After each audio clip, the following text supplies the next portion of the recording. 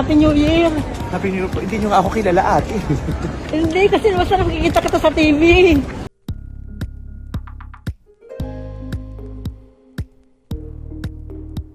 Usap-usapan ngayon ang video ni Vice Ganda sa airport kung saan ay mayroong netizen na nagve-video sa kanya. Makikita sa naturang video ang tila pangungulit ng babae sa komedyante habang maririnig ang pagsabi nito na hindi niya kilala si Vice Ganda. Dahil naman dito ay hindi napigilan ni Vice na mairita dahil sa paglapit ng babae sa kanya para lamang makuhanan siya ng video. Kaya naman sinabihan ni Vice ang babae na, "Hindi mo nga ako kilala eh." Narito at panoorin natin ang nasabing video.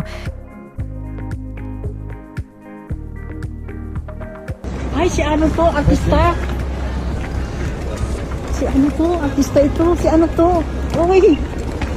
Ito yung sikat na artista sa Pilipinas. Thank you.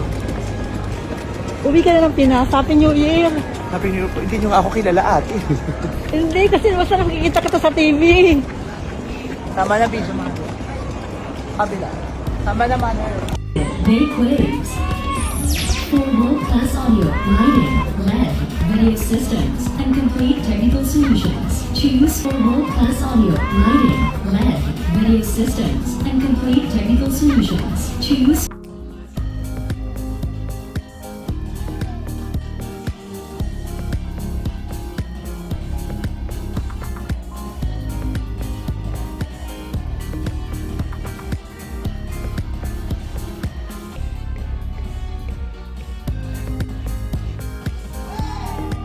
makisingit.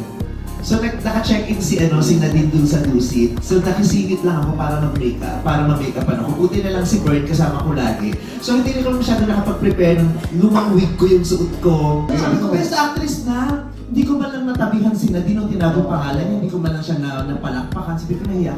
As biglang best actress. So hindi talaga ako emotionally and psychologically prepared. Nung bigla, ay, best actor na. Kaya nung tinawag ako, gulat na gulat ako. Hindi ako naka-arte. Kasi usually, di ba pag-prepare, ay, best actor, i-arte ko na. And the nominees are... Yeah. Ganun. Kasi hindi ako, people prayed for this to happen sa buhay ko. Kaya maraming salamat sa inyo. Magandang people. Grabe yung pagmamahal niyo sa akin. Grabe yung relasyon natin. Napakalalim naman.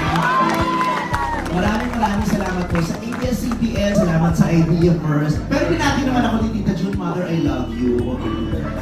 Tapos ano pa ba? Sino pa bang mga babalian? Star Records at sa lahat ng mga ng mga extended family ko, sa aking Cornerstone family, maraming salamat. Sino ang pinakamalaking bulaklak na pinabigay sa akin sa Cornerstone.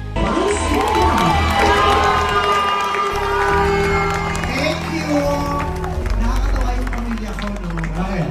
Nasa iisang lugar lang naman sila. Iba't ibang guest to be sa bahay. Ganun yun! Meme! Bye everyone! I love you guys! Kulang po, madami po. Yan. Okay.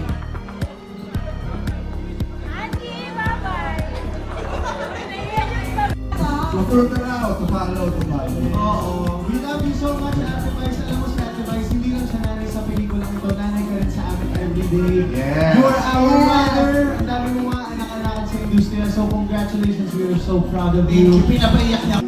Parang natupad na rin yung isa sa mga pangarap namin para sa iyo. So, you will forever be like Maui Wawi. Yeah. I love you so much, Ate Vice.